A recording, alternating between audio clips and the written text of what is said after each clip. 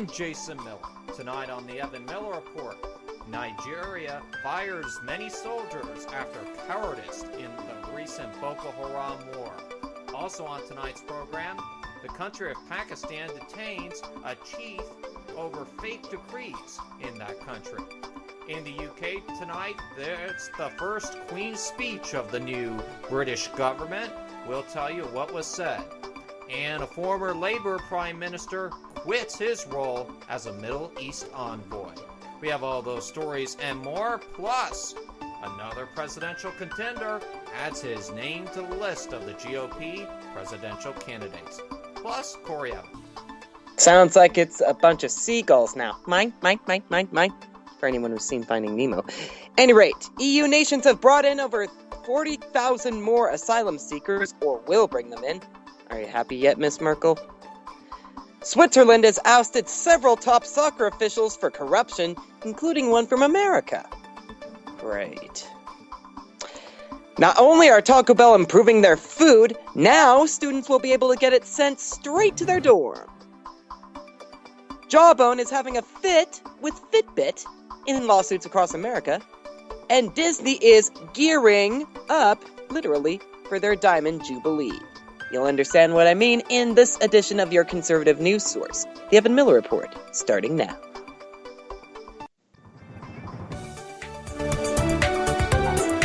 Live from Southern California, this is the Evan Miller Report. Jason Miller with news and politics, Corey Evan with business and entertainment. This is the Evan Miller Report on SHR Media. Here now, Jason Miller. And a very good evening on this Wednesday, May the 27th, 2015. Yes, ladies and gentlemen, and Corey Evan is here with me. He has 10 days until his wedding. The wedding bells are coming soon to you, Corey Evan. So it's gonna be a beautiful day, I know it. Congratulations on your incoming nuptials, ladies and gentlemen. Thank you very much. So when Corey Evan does get married, that means there is going to be a honeymoon. That means he's going to be taking a vacation, which means I'm going to be running the National News Desk and the Business Report. So Corey Evan better school me in the part of doing the Business Report, because right, and while I'm away, any better. Right, and while I'm away, you'll get the best of lawsuits across America. Well, the best bits that I can find on my laptop. There you go. Absolutely right. We're looking forward to that, Corey, as always. All right, folks, we do have a lot of news to get to tonight. But first, ladies and gentlemen, we start off tonight over in Nigeria, where that is our top story tonight, where Nigeria's army has sacked at least 200 soldiers for cowardice and failure to fight against Boko Haram militants, several soldiers have told the BBC. Up to 4,500 other rank-and-file soldiers could be dismissed, they say. A Nigerian military source confirmed the dismissals to the BBC, but would not give an exact figure. The army was widely criticized when the Islamist group Boko Haram captured vast areas in the country's north last year, despite a military emergency. The Nigerian army, with military backing from Chad, Cameroon, and Niger, has now recaptured most of the area in the northeast, which the group has seized. But sporadic attacks and violence have continued in the region. We'll keep you up to date on the very latest on this story as it becomes available. And I do apologize about that background noise there in the background, ladies and gentlemen. Over to Pakistan now, where Pakistani investigators have detained the head of a global internet technology firm suspected of an alleged multi-million-dollar fraud selling fake university decrees online. Exact CEO Shabab Shaniki and his deputy Wankas Antigua were taken into custody after a raid at their Karachi offices on Tuesday night. Offices said hundreds of thousands of blank decree forms, student cards, and authentication documents were found. Exact has called the claims baseless. The Federal Investigation Agency chief for the Sindh province, Shindat Hayat, told the media that the agency had enough evidence to proceed against Mr. Shiak on charges of fraud, forgery, money laundering, and violation of electronic transactions law. Mr. Sheikh was then taken into custody 10 days after the International New York Times published allegations that the software-based firm in Karachi was running a worldwide decree scam. To the UK now, where an EU referendum by the end of 2017 is among the packed program of new laws in the first Conservative Queen's speech in nearly 2 decades. It also includes more free childcare, an incoming tax freeze, and the right to buy for housing association tenants. David Cameron said the 26 bill package was a program for working people that would create full employment and bring our country together. The measures were unveiled by the Queen amid the usual pomp and ceremony. The proposed legislation also includes a ban on income tax, VAT, and national insurance increases for 5 years, a freeze on working age benefits, tax credits, and child benefit for 2 years from the years 2016 to 2017, and as we mentioned before, 30 hours free childcare a week for 3 and 4-year-olds by 2017. Also included in the Queen's speech today was more devolution for Scotland, Wales, and Northern Ireland, and English votes for English laws at Westminster. Also, 500 more free schools and more failing and coasting schools are going to be turned into academies. And David Cameron's dream of having a truly 7-day NHS by the year 2020. Many of the proposed new laws were promised by the Conservatives during the general election earlier this year, and Mr. Cameron can press ahead with plans previously blocked by the former coalition of the Liberal Democrats, which are now a minority party. He told MPs after the election he had a clear mandate from the British people, and we will not waste a single moment with getting on with the task in his first speech to the new Parliament. Those include an investigatory powers bill to give intelligence agencies new tools to target internet data, dubbed a snooper's charter by critics. Also, the Prime Minister has delayed plans to scrap the Human Rights Act to avoid a potential confrontation with his own backbenchers. Instead, the government will bring forward proposals for a British Bill of Rights to replace the likes of the Human Rights Act, with the legislation expected following consultation later in the Parliament. Former UK Prime Minister and Labour, Tony Blair, is to stand down from his role as Middle East envoy representing the US, Russia, the UN, and the EU, according to sources.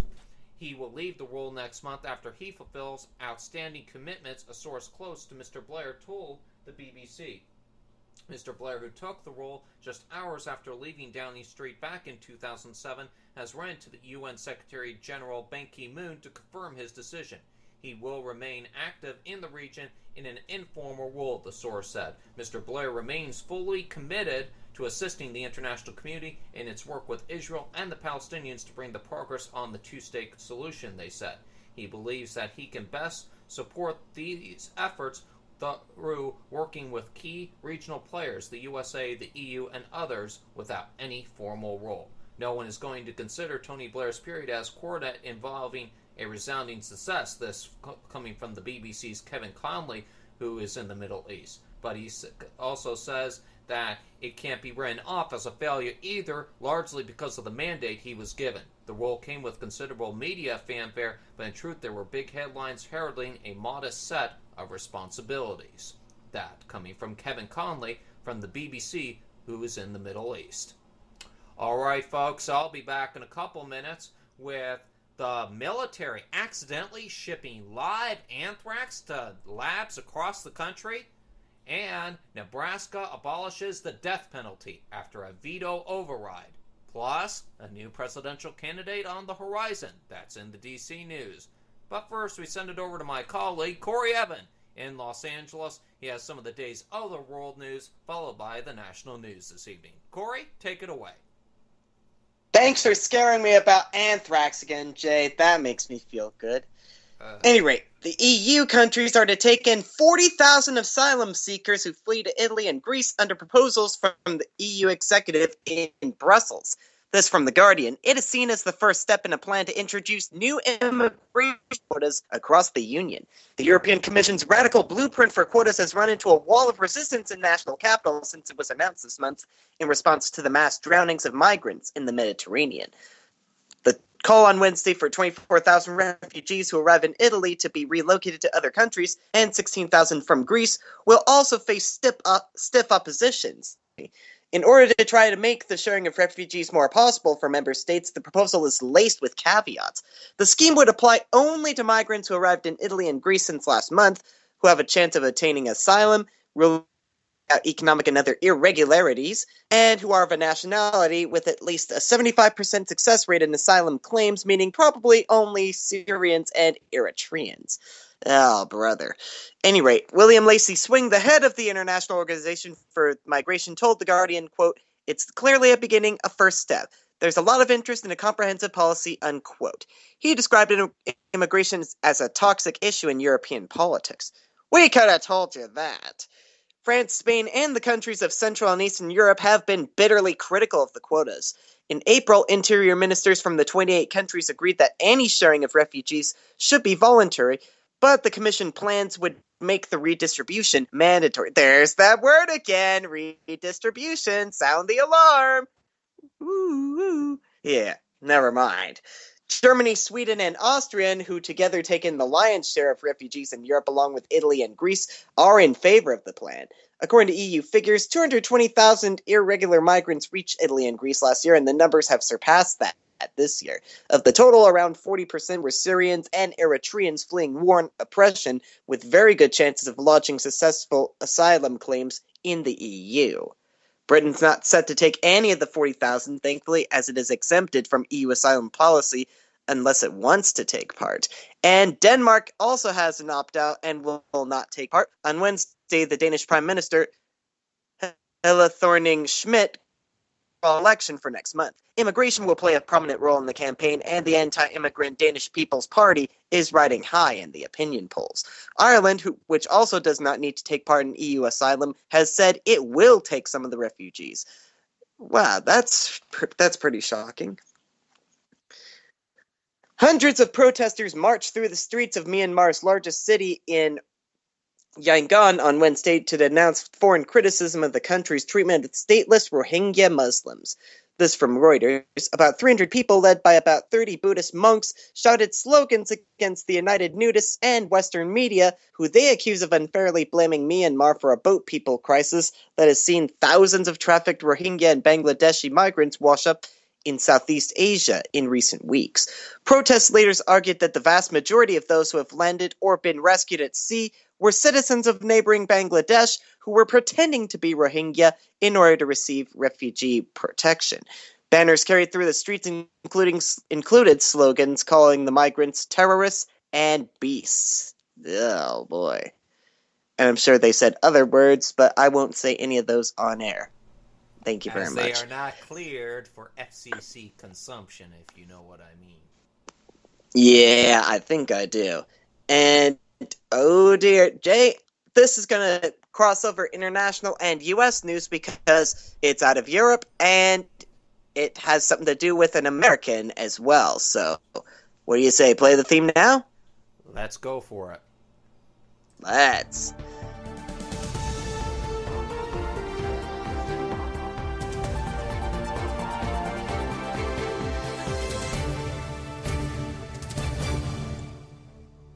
The European soccer body UEFA called for the election. The world's most popular sport was plunged into turmoil on Wednesday. I was one page ahead, sorry. As 7 senior soccer officials were arrested on U.S. corruption charges and face extradition from Switzerland, whose authorities also announced a criminal investigation into the awarding of the next 2 World Cups. This from Reuters. The arrest in a dawn raid at a 5-star Zurich hotel mark an unprecedented blow against soccer's governing body FIFA, which for years has been dogged by allegations of corruption, but always escaped major criminal cases. U.S. prosecutors said they aimed to make more arrests, but would not be drawn on whether FIFA President Sepp Blatter for long the most powerful man in the sport, was a target of the probe. Blatter is standing for re-election to a fifth term at the FIFA Congress in Zurich on Friday, and FIFA said the vote would go ahead as planned. The body UEFA called for the election to be postponed, saying the European associations will have to consider carefully if they should even attend this Congress. In a scathing indictment of corruption in soccer, U.S. authorities said 9 officials and 5 sports media and promotions executives were charged in cases involving more than $150 million in bribes over 24 years. They said their investigation exposed complex money laundering schemes, millions of dollars in untaxed incomes, and tens of millions in offshore accounts held by FIFA officials. Swiss police arrested the 7, all from the Latin American and Caribbean region, and detained them pending extradition proceedings to the U.S., which could take years if they contest the process. The Federal Office of Justice in Switzerland said that the 6 would contest extradition, but that one person agreed to be extradited. Oh, man. Can you believe that? One of the world's favorite sports embroiled in over $150 million worth of corruption. Moving on. An All-American life met a truly tragic end on Saturday when Alyssa Ramirez, a cheerleader and star volleyball and tennis player for Divine High School outside of San Antonio, Texas, was swept away while attempting to return home after the school's prom. She was 18 years old. This from USA Today. The teen's death was first reported by San Antonio NBC affiliate WOAI and an area funeral home, which cited the family's faith as a motivation behind its ability to come to grips with their loss. Alyssa Ramirez's aunt, Roberta Ramirez, told WOAI she did the right things. She called 911. She called her father, but it was just too much and too quick. They weren't able to find her until this morning. At the time, her parents, rest assured that she was a very strong believer and she has her place in heaven, and they'll meet her on the other side. Ramirez's death is just one of a handful who have been reported across Texas as serious flooding wipes out a 4-year drought in the span of days.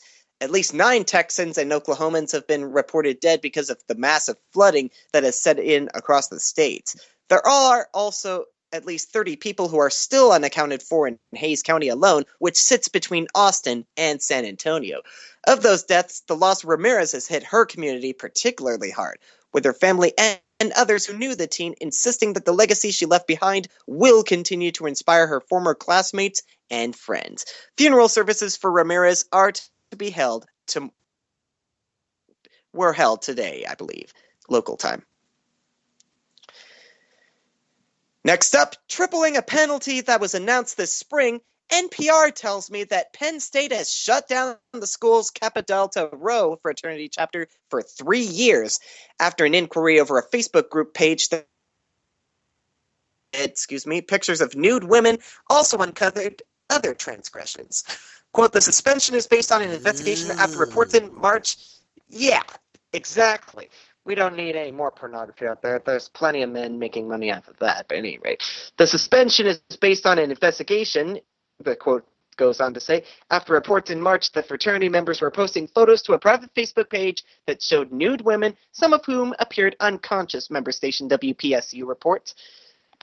The NPR's Jeff Brady reports Kappa Delta Rho Executive Director Joseph Rosenberg says the fraternity respects Penn State's decision and will seek recognition again in 3 years. From the National Fraternity Statement, quote, we agree completely that the conduct described in the statement is unacceptable. As stated in the report of the Interfraternity Council, or IFC, only a few of our members were accused of such misconduct. As we outlined previously, we have initiated disciplinary proceedings against members accused of any wrongdoing and have established educational programs and other measures such as a hazing hotline to address and prevent further misconduct. The 3-year ban comes 2 months after Penn State suspended Kappa Delta Rho for 1 year. At the time, Emily Chappell, the opinions editor of the campus newspaper The Daily Collegian, told NPR's Scott Simon that the problems found that the fraternity went far beyond one house or one school. Oh, man. And this thing does go on, the conversation does go on. I'll send you the link, Jay, and you can post that up on our Facebook page, facebook.com/The Evan Miller Report. Of the school's report that came out yesterday afternoon, WPSU's Emily Reddy reports, quote, the university says pledges were forced to run errands, clean the fraternity house, and participate in boxing matches. They were also forced to hold a plank position with bottle caps under their elbows. Holy cow, this thing is just one of those things that makes me glad I never joined a fraternity. I mean, there are only 3 letters that I ever think of when I think of a college honor society, and that's Phi Theta Kappa.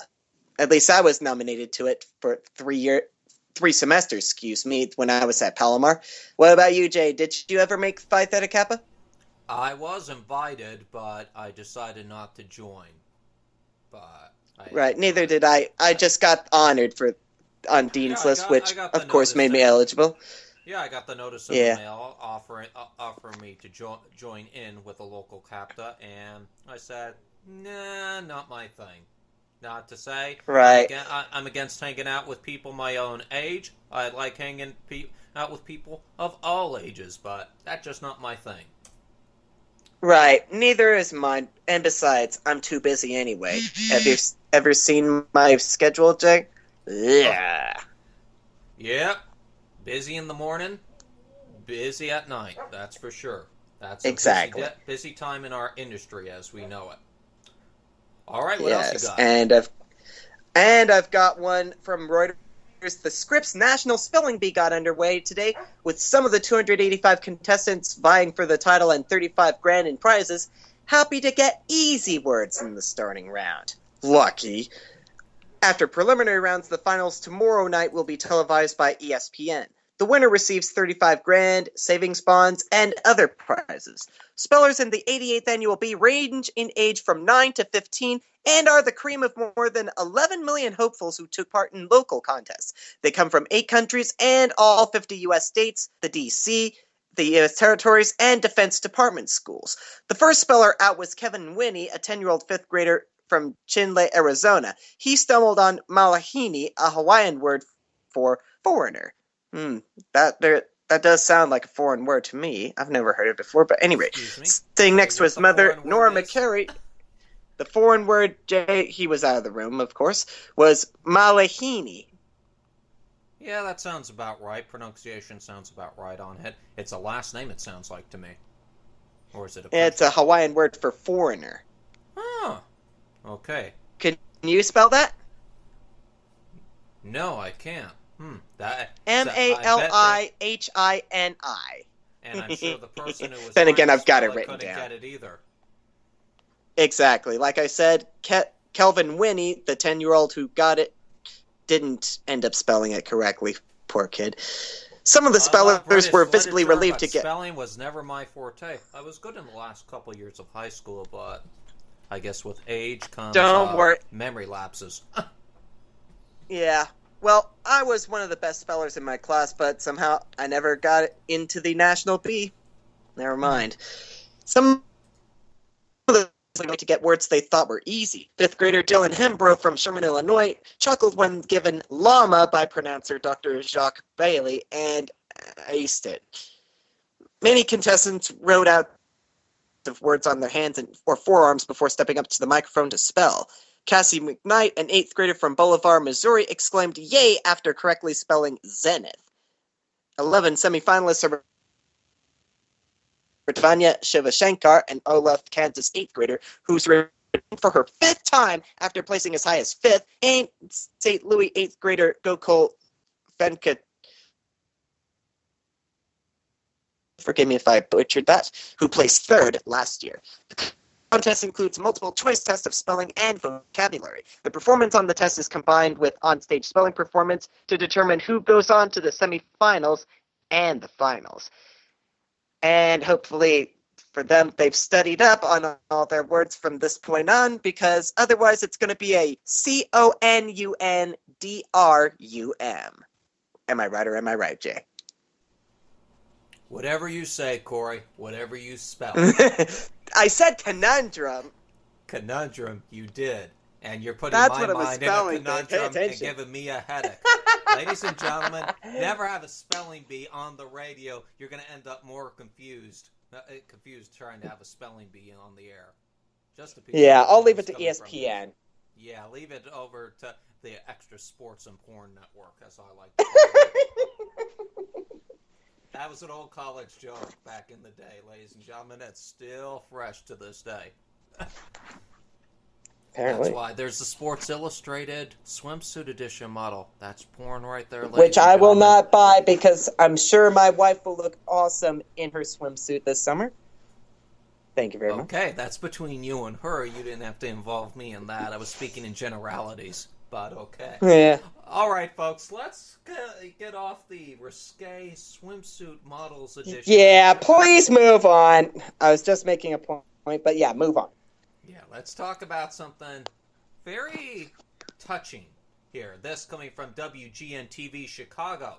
It's the news a parent never wants to get. Peggy Yonoli was on a plane at Chicago's Midway Airport when a flight attendant told her to get off the plane and call her husband.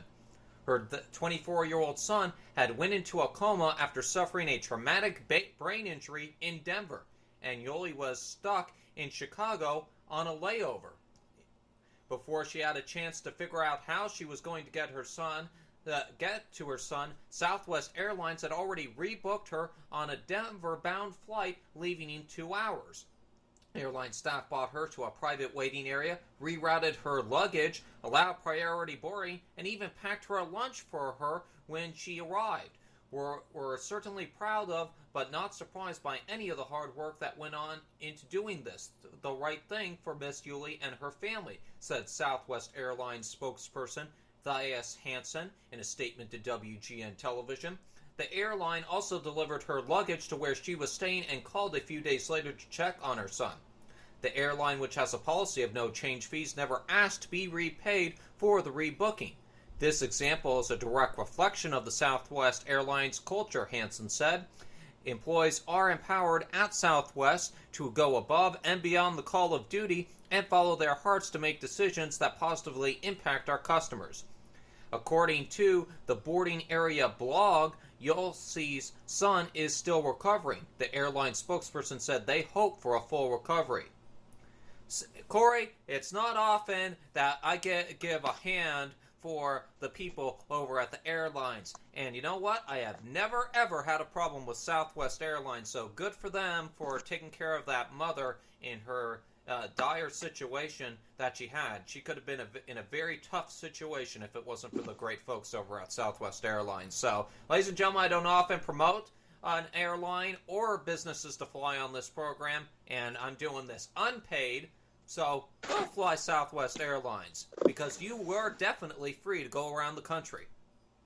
Yes, and I'm definitely going to, at least somewhere in the next year, try to plan a trip using Southwest, especially knowing that they take care of their customers like family. Absolutely right. All right, folks, on that note, we got to take an ad break here at this time. When we come back this evening, the U.S. says no to an extension for an Iran nuclear talks. This coming from the State Department tonight. We'll have the latest regarding that tonight. Also on tonight's program, the IRS investigators believe that the identity thieves who stole that personal tax information of more than 100,000 customers came from the likes of one Soviet country. We'll tell you who when we come back. Plus, the U.S. military accidentally ships live anthrax to 9 labs across the country. We'll tell you where and how this happened. Plus, another conservative joins the crowded Republican field for president. And then there's Corey Evan. He has the business news, including, Corey, a recall by the likes of Ford? Apparently, Ford's power steering system has affected 423,000 cars negatively, and thus you need to steer on into a Ford dealer. I'll give you more details. In lawsuits across America, in addition to Jawbone suing Fitbit, essentially having a fit, if you will, Walmart is settling their lawsuit with actor Tracy Morgan. There we are. had the name, and then Lawson then found it again just in time. Ah, yes, and in entertainment, Disneyland is getting ready for their Diamond Jubilee. That's all coming up after the break on SHR Media.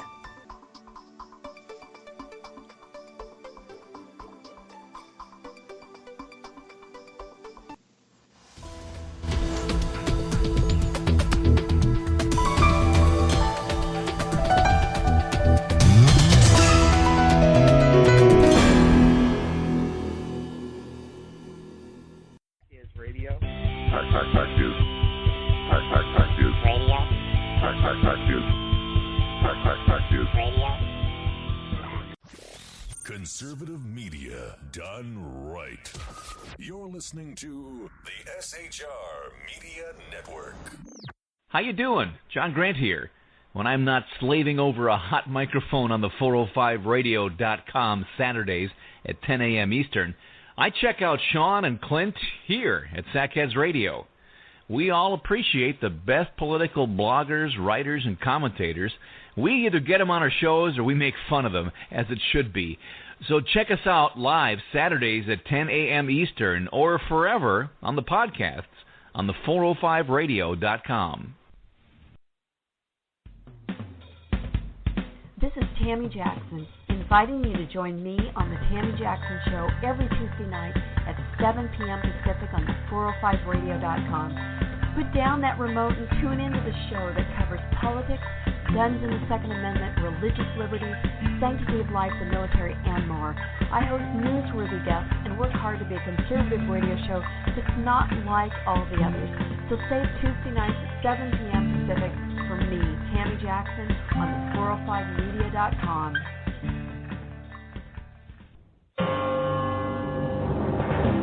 Hello, I'm Paul, a student at Hillsdale College. Here is my professor, Dr. Larry Arnn, on the separation of church and state. America's founders believed in the separation of church and state, in that the country was not to have an official religion or an official sect. But that did not mean that government was to be hostile to religion, or even indifferent to religion, as many today argue. In fact, America's founding document, the Declaration of Independence, includes both a reference to God as the author of the laws of nature and a confident assertion that human beings are endowed by their Creator with certain inalienable rights. Far from being hostile or indifferent to religion, America's founders understood the theology of the Declaration to be an essential part of the education of citizens. This Constitution Minute was brought to you by Hillsdale College. To join the national conversation on the Constitution, go to constitutionminute.org.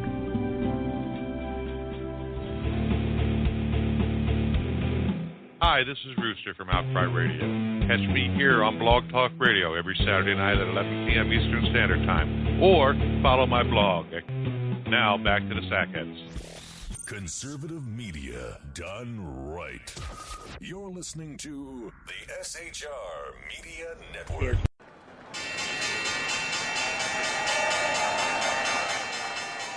There's the closing bell on SHR Media. That must mean it's time for the Business Report. I'm Corey Evan. Welcome back to the Evan Miller Report. Great intro, but anyway.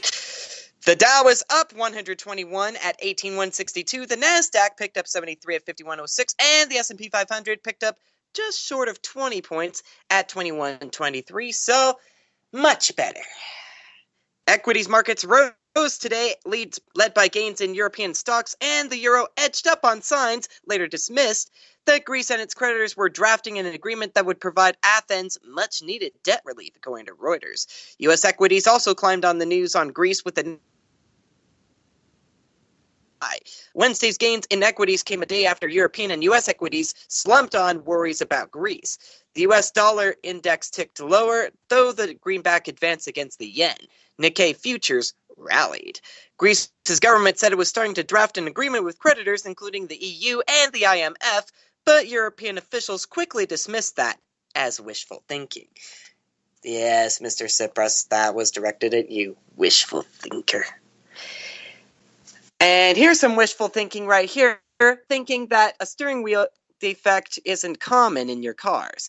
But under pressure from U.S. safety regulators, Ford is recalling nearly 423,000 cars and SUVs in North America, according to ABC News, because the power assistance steering can fail while you're driving. The recall covers certain Ford Flex and Taurus vehicles, as well as the Lincoln MKS and MKT from 2011 to 2013 model years. Also covered are the Ford Fusion and Lincoln MKZ from 2011 and 2012, and some 2011 Mercury Milans. Ford says an intermittent electrical connection can cause the power steering to stop. That sends the steering into manual mode, making the vehicles harder to control. The company says it knows of 4 crashes due to the problem, but no injuries. It will either update power steering control software or replace the steering gear depending on the problem with individual vehicles. A new steering gear eliminates the electrical issue. In October, NHTSA began investigating complaints of power steering failures in 3 Ford Motor mid-size car models. The probe covered 938,000 Fusions and MKZs from the 2010 through 2012 model years, as well as the 2010 and 2011 Milan. According to a class action suit filed in June about the matter, last June that is, the problem could affect more Ford models, including the compact Focus. NHTSA said at the time that it received 508 complaints alleging that the cars lost power-assisted steering, causing increased steering effort. Ford says it was unsure if the agency would close its investigation because of the recall. A message was left Wednesday for a NHTSA spokeswoman. The company is also recalling 19,500 2015 Mustangs with 2.3-liter engines due to high underbody temperatures that could degrade the fuel tank and fuel vapor lines, including risk of a fire. No fires have been reported, thankfully. The heat also can damage the parking brake cable. Dealers will replace a heat shield and add insulation.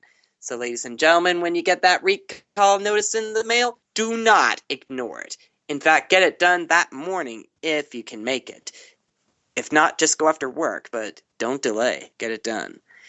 And college students may know to get their late-night Taco Bell fix. From LA Times, Yum! Brands chief executive Greg Creed said today that the company is looking into testing deliveries for its Irvine-based Taco Bell subsidiary, potentially to college campuses. He said food deliveries are popular.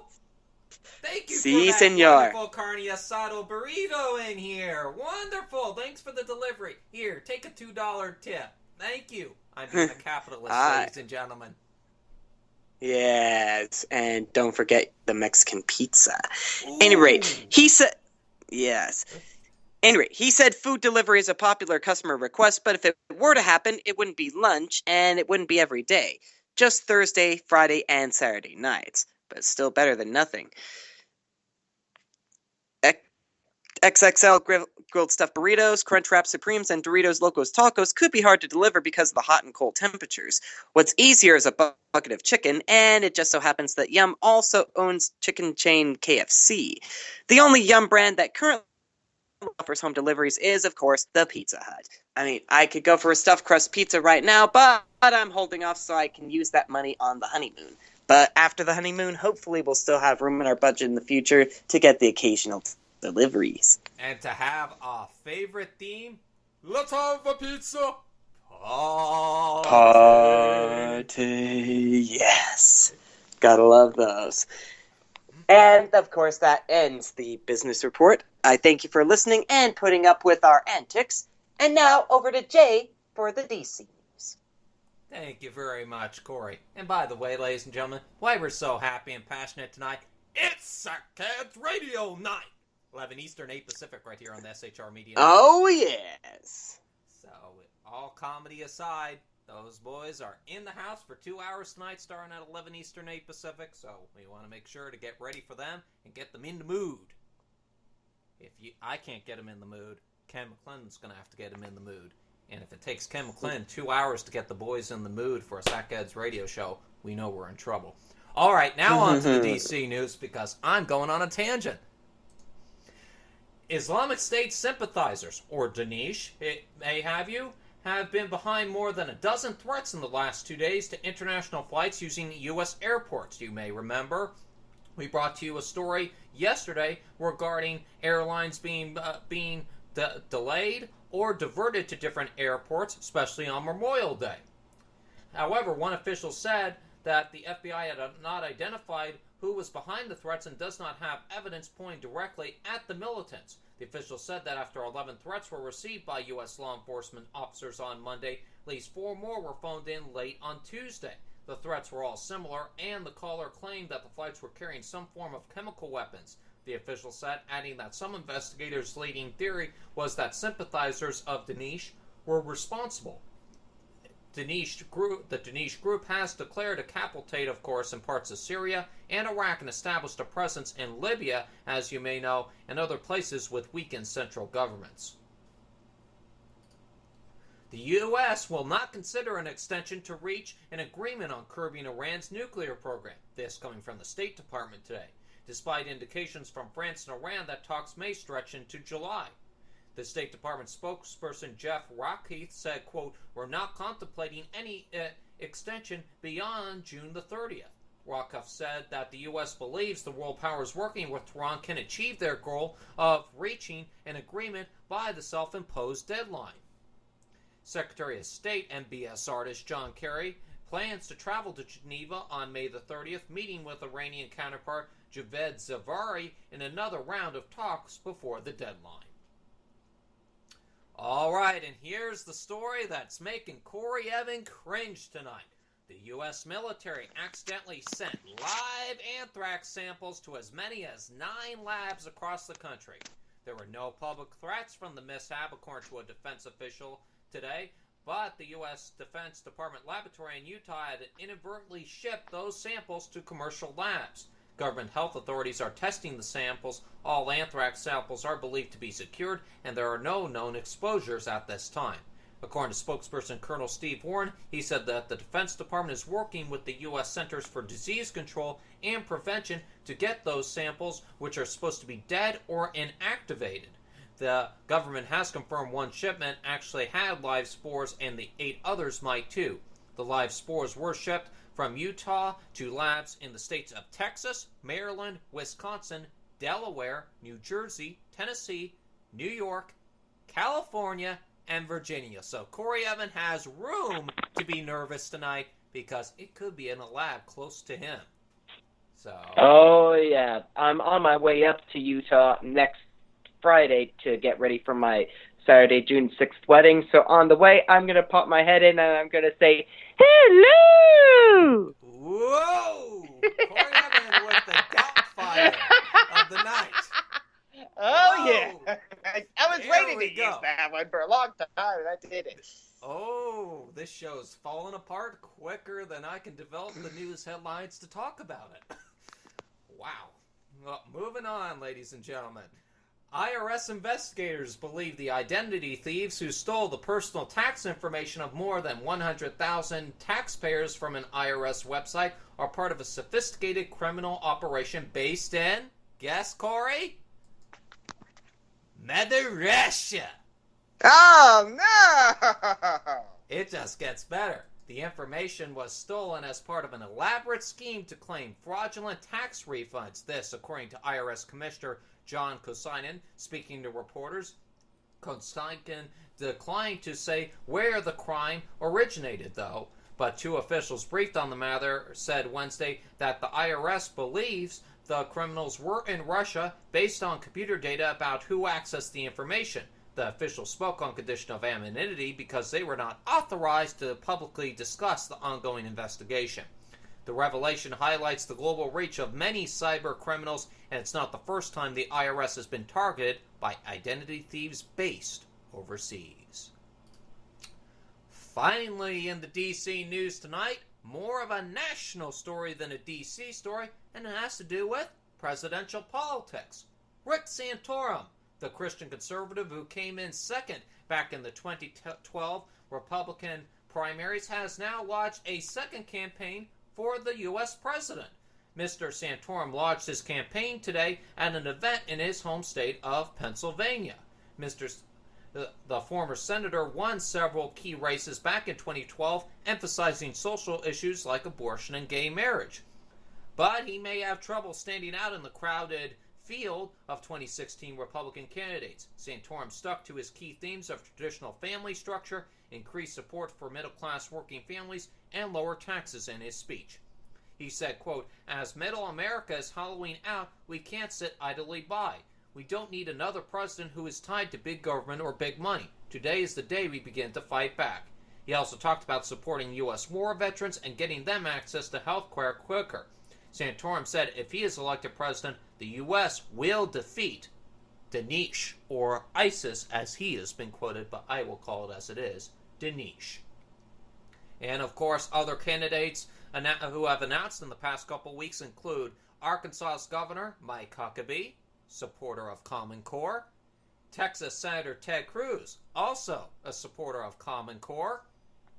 Saying these, ladies and gentlemen, for the record, Jeb, as we like to call him, the Common Core Bush. The Common Core Bush, yeah. Indeed. And retired neosurgeon and questionable on his opinion of gun rights, Ben Carson, who have all been actively courting Mr. Santorum's base of socially conservative and religious voters.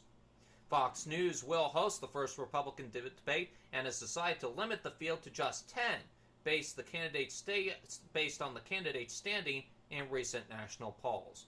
Mr. Santorum, who will just qualify for the debate based on recent polling, took issue with Fox News' decision, calling it arbitrary. So, not all the presidential candidates will be involved.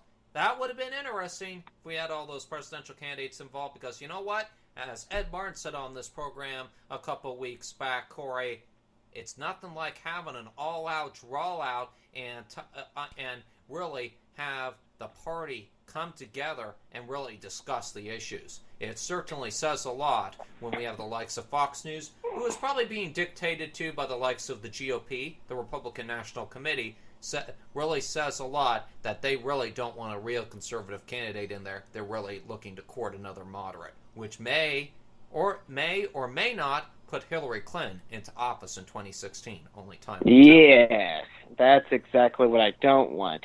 But at the same time, if we had all of them debating the same questions at once, we'd be here a while. Absolutely so right. Maybe they're onto something, but I don't know. Absolutely. All right, now sorry about the mic there. Dipped out for a minute. Now it's time for lawsuits across America tonight. And now it's time for lawsuits across America. The cases are real. All rise for the Honorable Corey Evans. Thank you as always, Mr. Pat Hahn. Ladies and gentlemen, please be seated and come to order. Lawsuits across America is now in session. First item on the docket. Jawbone is suing its arch rival Fitbit for systematically plundering confidential information, according to Engadget.com. According to the complaint, Fitbit recruiters attempted to poach almost a third of Jawbone's staff. Some of those employees left the company, but not before downloading critical trade secrets, including business plans and product details. The accusation comes right on the heels of Fitbit's decision to go public. The company, which sold 10.9 million wearable devices last year, filed for an IPO of up to $100 million earlier this month. According to documents filed with California State Court today, Jawbone quotes an unnamed recruiter who said, quote, Fitbit's objective is to decimate Jawbone. The complaint also mentions a former employee who continued to work for Jawbone about a week, even after she was hired by Fitbit. The complaint states that she downloaded a playbook that outlines the plans for the company's future products. Another employee handed in a 2 weeks notice without disclosing that he would be joining the company's biggest competitor. He's said to have forwarded confidential info to his private email in direct violation of the company's corporate policy.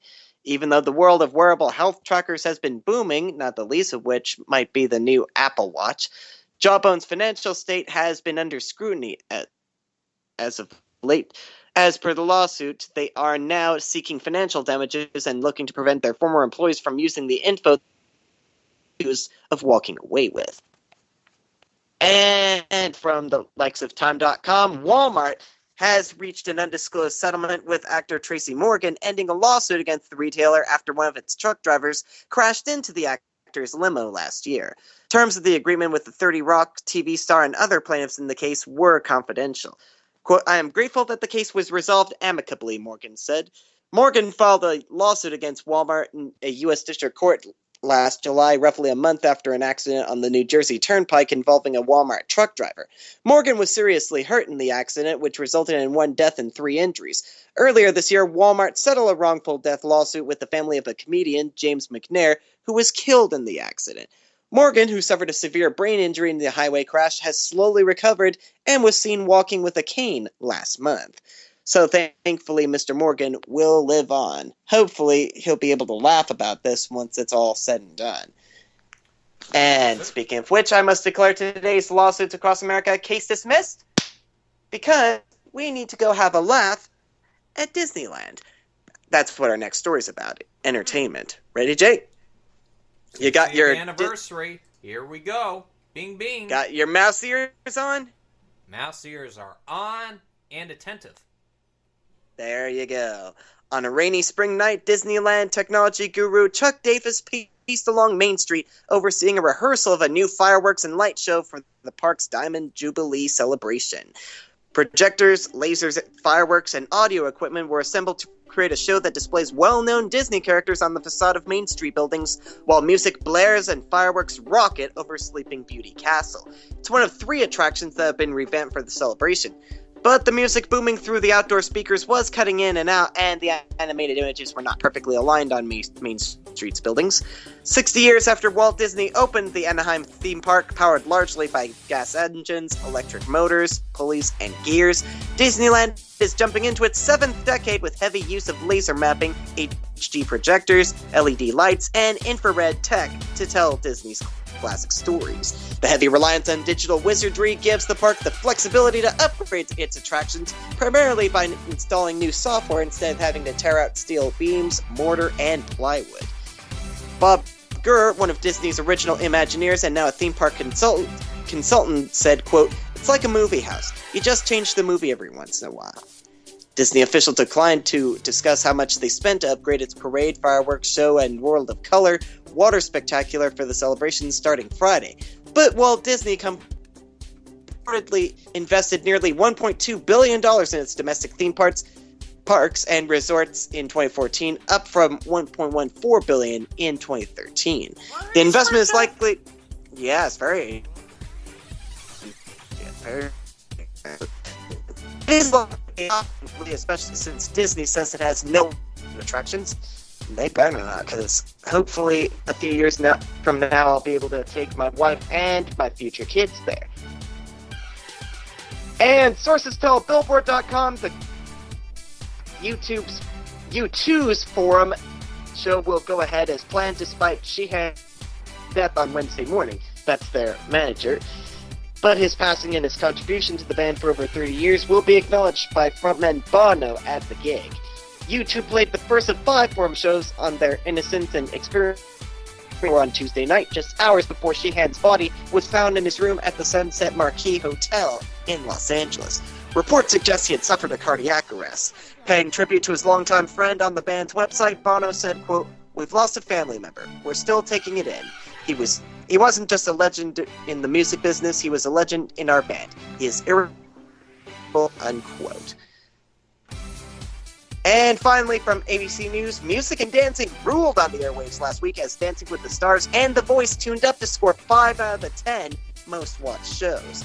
ABC's Dancing with the Stars took the top 2 slots, followed by a pair of regular broadcasts of NBC's The Voice, and a third special edition of The Voice ranked 9th. Adding to the chorus of unscripted fare, CBS's Survivor took 5th, according to Nielsen.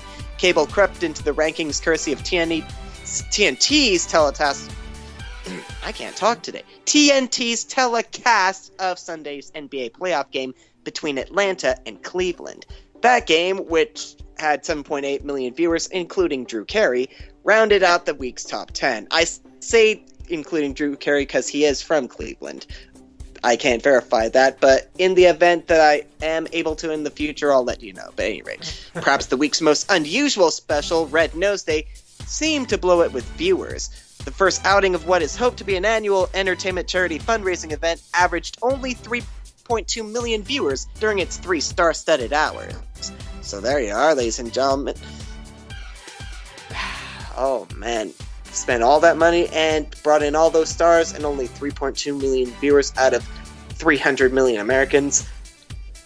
Well, at least that's something, but I digress. Well, it's hard to believe there, Corey, that will happen, but you get more people to watch Simon Cowell these days. And I happen to watch a little bit of the Britain's Got Talent off NBC's parent network ITV over in London. That's much more entertaining, to say the least. So there you are at NBC. Bring in Simon next year. Maybe he'll bring in some ratings.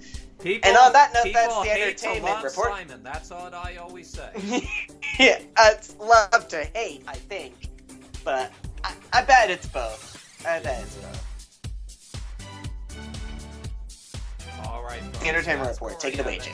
Thank you very much. That's Corey Evan. He has the entertainment report tonight. And ladies and gentlemen, that is the Evan Miller Report for this Wednesday, May the 27th, 2015. Coming up next, the National Weather Forecast with the BBC's Darren Bennett from the BBC Met Office. After that, the Exceptional Conservative Show with Ken McClinton, followed by the Sackheads Radio Show at 11 Eastern, 8 Pacific, right here on the SHR Media Networks. Again, for Corey Evan and all of us here at the SHR Media Network, wish you a great night. Now, here is the weather with Darren Bennett. Darren, take it away. More heavy rain across parts of the United States, even across those areas already badly affected by flooding. One area of thick cloud and rain cleared away towards the eastern seaboard, but more recently we've seen more clusters of heavy and thundery showers developing and again pushing down possibly into northern parts of Texas and across Oklahoma all the way towards Georgia as well. A lot of showers following in behind that again across the Rockies, drifting into Saskatchewan where we need some rain for those wildfires. Let's head towards the west coast though first of all, and here actually it's dry, a lot of sunshine around as well, and it's likely to stay that way on Thursday. The showers actually over the Rockies are pushing their way further towards the east across Alberta, Saskatchewan, into Colorado, Utah as well, but it's going to be dry across New Mexico, Arizona, much of Nevada and California. Still got some high temperatures, New York and Washington. These showers a little bit more hit and miss. It should be drier possibly around the Great Lakes on Thursday. But again, as you move southwards through Georgia into the deep south, this is where we could see some heavy and thundery downpours. And those showers will continue over the coming few days. It should be turning a bit cooler in New York. The weather finally improving there in Atlanta. Heading back though towards the west coast, and again a lot of dry weather, a lot of sunshine, some high temperatures for a while in Portland, Oregon, and sunshine in Los Angeles.